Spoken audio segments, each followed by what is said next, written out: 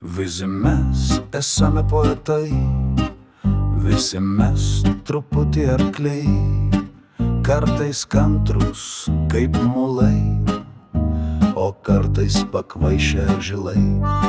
Kartais poezija žvengimas mėnulio šviesoj, ir lai pasaulis galvoja, kad tai metafora gili. Nors gal iš tikro ner giliau, nei pievoj uodegą mosuoti ir gintis nuo uodų. Aš stoviu vienas pievoj be draugų ir uodegą suku ratu. Į kairę dešinę plaku po pilvu, nuo tų vabzdžių įkyrių.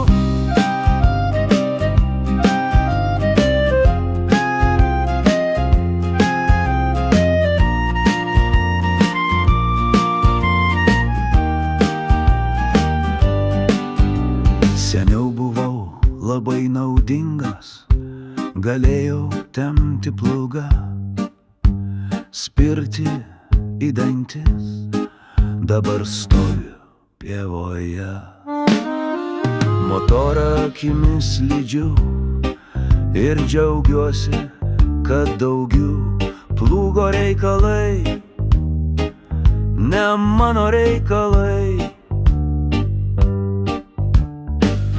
Geriau aš uodegą mosuosiu ir ginsiuos nuo uodų. Ir gal iš tikro ner giliau,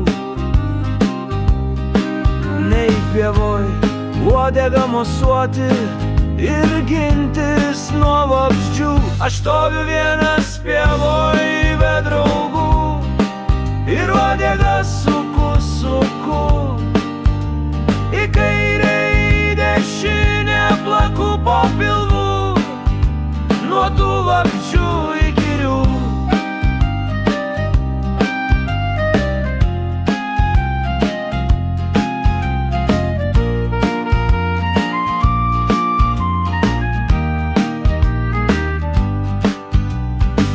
Kokia nauda arklių, aš valgau ir šikų.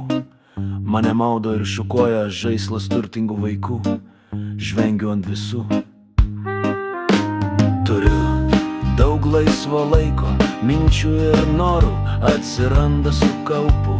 Nenoriu būti rudas, paprastas arklis, noriu rožinės spalvos ir vieno rago ant galvos. Nuo šiandien būsiu vienaragis mylimas visų, nepaprastas šių laikų arklys. Aš būsiu tobula žvaigždė, aš būsiu ant plakatų ir spaudoj. Aš būsiu vienaragis arklis.